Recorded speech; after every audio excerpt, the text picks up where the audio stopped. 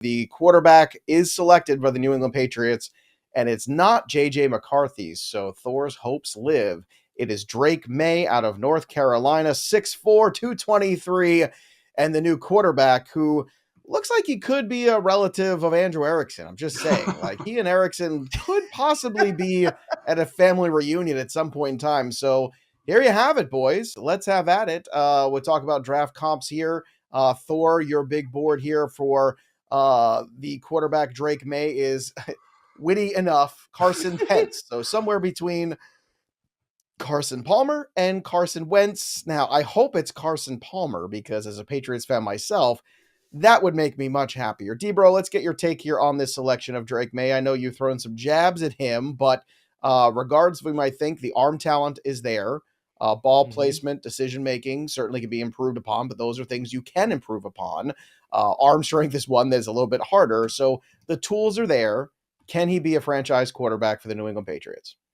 Oh, I think he absolutely can, Joe. I think that he just has some refinements as far as whether it's going through progressions, the footwork, the mirroring, the upper and lower half. And I think that's where you get him into an NFL building and let NFL coaching just do its thing, man. And let him sit.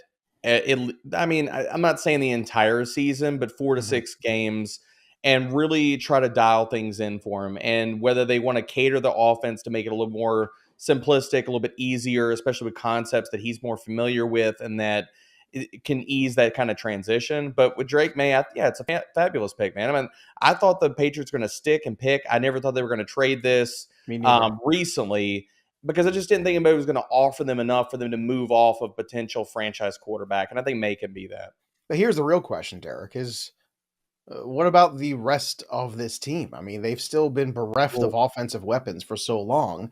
That's difficult for a young quarterback to come in and have success right away. We just talked about Caleb Williams, what he's walking into with all those receivers, a decent tight end, a running back of varying praise depending on who you talk to. Then you've got Jaden Daniels, who's got, Terry McLaurin at the very least and some other pieces there that maybe we could talk about in Washington. But Drake Maye, on the other hand, it's not a great wide receiver room. So obviously we're just getting started here. So the Patriots have some time to figure that out, whether it's via trade for Brandon Ayuk or whether it's somebody they draft here. So how important is that now, not just to take this quarterback, but to take the next step here, D-Bro, when it comes to Drake Maye? I think it's very important, Joe. But I mean, if we're talking about it, the great parts about this draft class is if you're a team that needs offensive line help, this is a great draft class. If you're a team that needs pass catchers to add to your offense, again, this is a great draft class. And what the Patriots could do, I mean, looking at their pick situation, I think it's very possible either they mortgage a little bit of their future equity for next year and go up and try to get another 2 pass catchers in this draft, or trade down from 34, pick yourself up an extra pick, and whether that's a 4th or 5th rounder, what have you, with the type of trade. But this is a draft class where late round 2, round 3, maybe even round 4, there are skilled and competent pass catchers that you can go out and get in this class to add to the offense, because the other part about this is they do have some weapons. Like Hunter Henry is still there. He's solid. Pop Douglas flashed in his rookie season. So really, what are you looking to try to get with this team? I think that if I'm the Patriots, I trade down, you add to the offensive line, whether that's tackle or guard, they have needs at both, and you add pass catchers, which, I mean, come on, man. You can add a Ben Sinnott in the 4th round, run some more 12 personnel if you don't have enough wide receivers. There's a lot of outs for the Patriots to still surround Maye with competent pass catchers in this draft. Thor, my favorite draft wager was the order of the QBs. 1, 2, 3 at plus 360. I got this. And I got it at number 1, Caleb Williams, number 2, Jaden Daniels, number 3, Drake Maye. Feels pretty good right now. So I am loving life. I'm very happy about this. This is not exactly chalk.